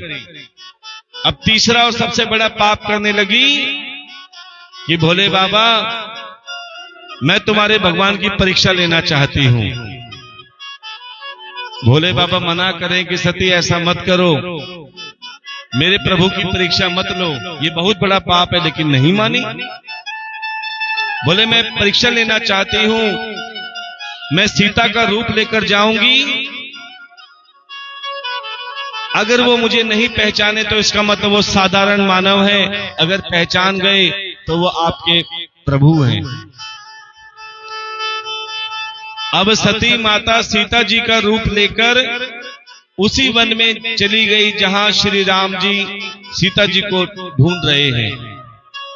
बिल्कुल सीता जी का रूप लेकर जैसे श्री राम जी के सामने आई, श्री राम जी ने क्या देखा? बिल्कुल सीता जी का रूप। तुरंत हाथ जोड़ लिए और श्री राम जी कहने लगे, मैया देखो सीता जी का रूप है, लेकिन पहचान गए। बोले मैया आप यहां पे अकेली क्यों आई हो? भोले बाबा कहां हैं? इतना सुनते ही प्यारे जो सीता माता के रूप में सती माता थी बड़ी शर्मिंदा हुई कि मेरे से इतना बड़ा पाप हो गया कि मैंने भगवान की लीलाओं पे शक किया, भगवान पे शक किया और साक्षात उनकी परीक्षा लेने पहुंच गई। प्यारे इसी कारण उस सती माता को अपने पिता प्रजापति दक्ष के यज्ञ में जलकर भस्म होना पड़ा। तब प्यारे भक्ति का आगमन हुआ, अर्थात पार्वती का आगमन हुआ। अब इधर भोले बाबा जब कथा सुना रहे थे, पार्वती सो चुकी थी, लेकिन हुंकारे बराबर आ रहे थे, इसीलिए वो कथा सुनाए जा रहे थे।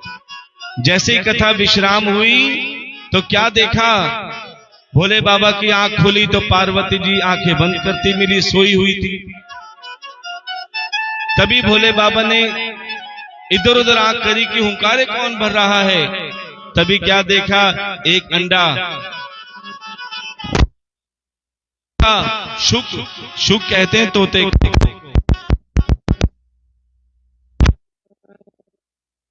उसने पूरी कथा सुनी और हुंकारे भी भरे। देखो, आपको पता होना चाहिए, जब कोई महिला गर्भवती होती है, उनके बड़े बूढ़े एक बात कहते हैं कि बेटा अच्छे चित्र देखो, अच्छी किताबें पढ़ो, सत्संग सुनो, सत्संग देखो। क्यों? क्योंकि जो आप देखते हो, जो आप सुनते हो, जो आपके विचार बनते हैं प्यारे, उसका बहुत प्रभाव गर्भ में पल रहे शिशु पर पड़ता है। इसीलिए कहा जाता है कि गर्भवती महिलाओं को अच्छी चीजें देखनी चाहिए। लेकिन आजकल क्या होता है, गर्भवती महिला के पास समय तो है नहीं, मोबाइल देखती रहती हैं, कभी फेसबुक, कभी कुछ उल्टी सीधी चीजें देखती हैं, जिससे प्यारे वैसे विचार वाले बच्चे उत्पन्न होते हैं। आज आपको बताया ना हमने कि बच्चों में, बच्चे दूध भी नहीं पीते जब तक उनको मोबाइल ना दो, बच्चे खाना भी नहीं खाते जब तक उसे नानी तेरी मोरनी ना दिखाओ, जब तक कोई गेम ना दिखाओ बच्चे कुछ भी नहीं करते। क्यों? आदत डाल रखी है। क्योंकि माँ जब मोबाइल देखती थी तो बच्चे क्या देखेंगे, बच्चे क्या ढोलक बजाएंगे, बच्चे क्या मंजीरे बजाएंगे प्यारे। इसीलिए कहा जाता है कि समय समय पर सब कार्य अच्छे लगते हैं।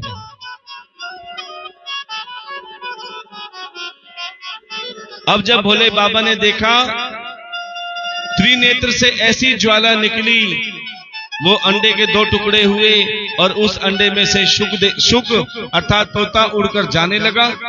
अब तोता आगे आगे और भोले बाबा पीछे पीछे। देखो कथा का कितना महत्व है। अभी अंडे में अर्थात गर्भ में कथा सुनी और भगवान पीछे पीछे हो लिए। अब उड़ते उड़ते उस शुक ने क्या देखा, व्यास जी की धर्मपत्नी कपड़े सुखा रही हैं। जैसे उन्हें उबासी आई, उस शुक ने सोचा इससे अच्छा स्थान तो मिल ही नहीं सकता। उड़ते उड़ते सीधा व्यास जी की धर्मपत्नी के मुख के द्वारा गर्भ में प्रवेश कर गए। अब 1 साल नहीं, 2 साल नहीं, पूरे 12 वर्ष तक गर्भ में रहे। जब व्यास जी की धर्मपत्नी को पीड़ा सताने लगी तो व्यास जी धर्मपत्नी के गर्भ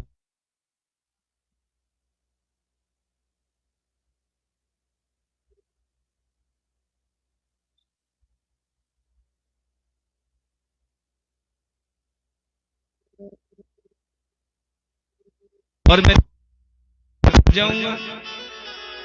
ये ना ऐसा संसार में आते ही इंसान ये मिल जाए, वो मिल जाए, ऐसा बन जाऊं, वैसा बन जाऊं, इतना पैसा आ जाए, इतनी दौलत आ जाए। कभी ये नहीं कहता कि भगवान हमारे पास आ जाए। सब कुछ चाहिए लेकिन भगवान के पीछे नहीं जाता, इसीलिए दुखी है। अब प्यारे, जब जब धरती पर अधर्म बढ़ता है, अधर्म का नाश करने के लिए और धर्म की स्थापना करने के लिए भगवान को कई रूप में अवतार लेना पड़ता है। बड़े ध्यान से सुनना। जब पृथ्वी अथाह जल में डूब रही थी, तब भगवान ने 12 रूप लेकर पृथ्वी का उद्धार किया और उसी रूप में हिरण्याक्ष का वध किया। और हिरण्याक्ष के पुत्र, हिरण्याक्ष के भाई हिरण्यकश्यप, जिन्हें ब्रह्मा जी के बहुत वरदान मिले थे, जिसके कारण हिरण्यकश्यप अपने आप को ही भगवान मान बैठा। बड़े ध्यान से सुनना। किसी को कोई शक्ति मिलती है, धन मिलता है ना, वो अपने आप को बहुत बड़ा मान लेता है कि मेरे से बड़ा तो कोई है ही नहीं। लेकिन प्यारे, कभी इतने बड़े मत बन जाना कि तुम्हें कोई आशीर्वाद देने वाला ना बचे। हमेशा छोटे बन के रहोगे तो सबका आशीर्वाद मिलेगा। अब हिरण्यकश्यप अपने आप को भगवान मानने लगा और सभी से कहने लगा कि तुम मेरे नाम की माला फेरो, मेरे नाम का जाप करो, मेरे नाम का हवन करो। मेरे नाम का हवन करो, नहीं तो मैं तुम्हें मृत्यु दंड दूंगा। सब डर के मारे हिरण्यकश्यप की जय जयकार करने लगे, उसके नाम की माला फेरने लगे। लेकिन बड़े ध्यान से सुनना, कभी कभी ब्राह्मण के घर राक्षस का जन्म हो जाता है, जैसे आत्मदेव के घर धुंधकारी का जन्म हुआ। लेकिन कभी कभी राक्षस के घर में नारायण के भक्त का भी जन्म हो जाता है। हिरण्यकश्यप के घर में किसका जन्म हुआ? प्रहलाद का। बोलिए भक्त प्रहलाद की। अच्छा, एक बात आपको रहस्य बताते हैं, शायद किसी को पता हो या ना हो। हिरण्यकश्यप एक राक्षस, तो उनका पुत्र भगवान का बहुत बड़ा भक्त कैसे बना?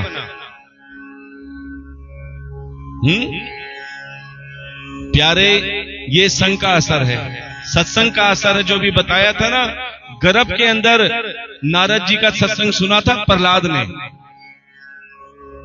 क्योंकि हिरण्यकश्यप और शक्तिशाली बनने के लिए तपस्या करने चला गया।